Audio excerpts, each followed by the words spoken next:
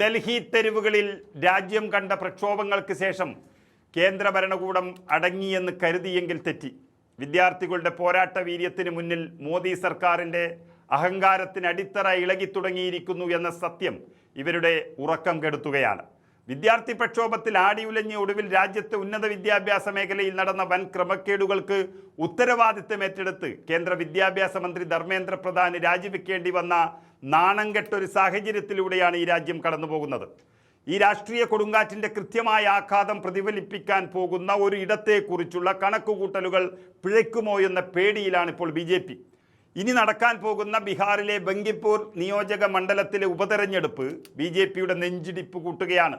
July 30-ന് ബങ്കിപ്പൂരിൽ വോട്ടെടുപ്പ് നടക്കുമ്പോൾ അത് വെറുമൊരു ഉപതെരഞ്ഞെടുപ്പല്ല. വിദ്യാർത്ഥികളുടെ ഭാവി വെച്ച് പന്താടിയ, അവരുടെ പ്രതീക്ഷകളെ തകർത്തെറിഞ്ഞ BJP ഭരണകൂടത്തിന് ജനങ്ങൾ പോകുന്നത് ആദ്യത്തെ കൃത്യമായ പ്രഹരവുമായിരിക്കും. ഈ വരുന്ന ഓഗസ്റ്റ് 3-ന് വോട്ടെണ്ണുമ്പോൾ BJP നേരിടാൻ പോകുന്നത് അവരുടെ രാഷ്ട്രീയ ചരിത്രത്തിലെ തന്നെ ഏറ്റവും വലിയ പരാജയങ്ങളിൽ ഒന്നായിരിക്കുമെന്നതിൽ യാതൊരു സംശയവുമില്ല. ബങ്കിപ്പൂർ ഇത്രമേൽ നിർണായകമാകുന്നത് എന്ന് ചോദിച്ചാൽ അത് BJPയുടെ വൻമരങ്ങൾ വീഴാൻ പോകുന്ന ഇടം തന്നെയാണ് എന്നുള്ളതാണ്. BJP ദേശീയ അധ്യക്ഷൻ നിതിൻ നബീൻ ദീർഘകാലമായി കൈവശം വച്ചിരുന്ന ഒരു മണ്ഡലമാണ് ബങ്കിപ്പൂർ. അദ്ദേഹം രാജ്യസഭയിലേക്ക് തെരഞ്ഞെടുക്കപ്പെട്ടതോടെ ഒഴിവ് വന്ന ഈ മണ്ഡലം നിലനിർത്തുക എന്നത് BJPയെ സംബന്ധിച്ച് നിലനിൽപ്പിൻ്റെ പ്രശ്നം കൂടിയാണ്. എന്നാൽ BJPയുടെ തട്ടകമെന്ന് പറയുന്ന ബങ്കിപ്പൂർ ഇത്തവണ അവർ കല്ലറയായി മാറുമെന്നാണ് രാഷ്ട്രീയ നിരീക്ഷകർ വിലയിരുത്തുന്നത്. കാരണം മറ്റൊന്നുമല്ല, ഈ മണ്ഡലത്തിൻ്റെ നട്ടെല്ല് എന്ന് പറയുന്നത് വിദ്യാർത്ഥികളും യുവാക്കളുമാണ്.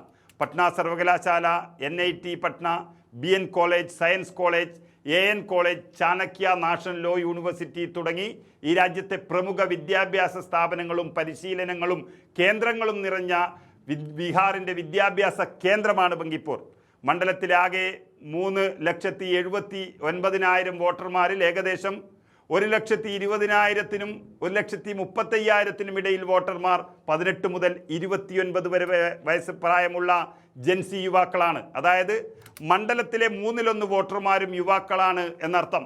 നീറ്റ് പരീക്ഷാ ക്രമക്കേടിലും ചോദ്യപേപ്പർ മാഫിയകളുടെ തട്ടിപ്പുകളിലും രോഷാകുലരായ അതേ വിദ്യാർത്ഥി സമൂഹം തങ്ങളുടെ ഭാവി ഇരുളടച്ച നരേന്ദ്രമോദി സർക്കാരിനോടുള്ള അടങ്ങാത്ത പ്രതിഷേധമാണ് ഓരോ വിദ്യാർത്ഥിയുടെ ഉള്ളിലും തിളച്ചു മറിയുന്നത് എന്നാണ് അർത്ഥം.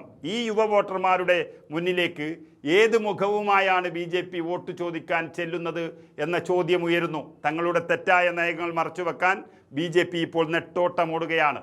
സ്ഥാനാർത്ഥി നിർണയത്തിൽ പോലും BJP അവിടെ പതറിക്കഴിഞ്ഞു.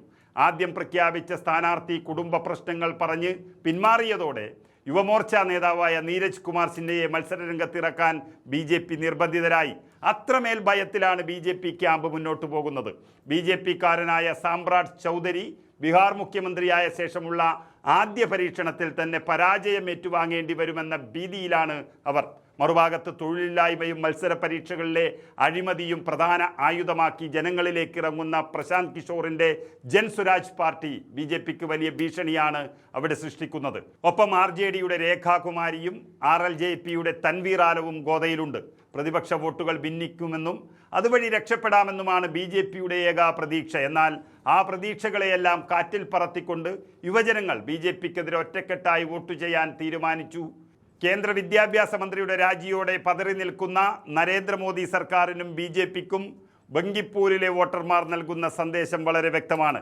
ഈ രാജ്യത്തെ ജനങ്ങളെയും യുവാക്കളെയും വഞ്ചിച്ചാൽ അതിൻ്റെ ആഘാതം എത്രത്തോളം വലുതായിരിക്കുമെന്നും വോട്ടെണ്ണൽ ദിനത്തിൽ BJP തിരിച്ചറിയും. BJPയുടെ വീഴ്ചയുടെ തുടക്കമാണ് ബങ്കിപ്പൂർ ഉപതെരഞ്ഞെടുപ്പ്.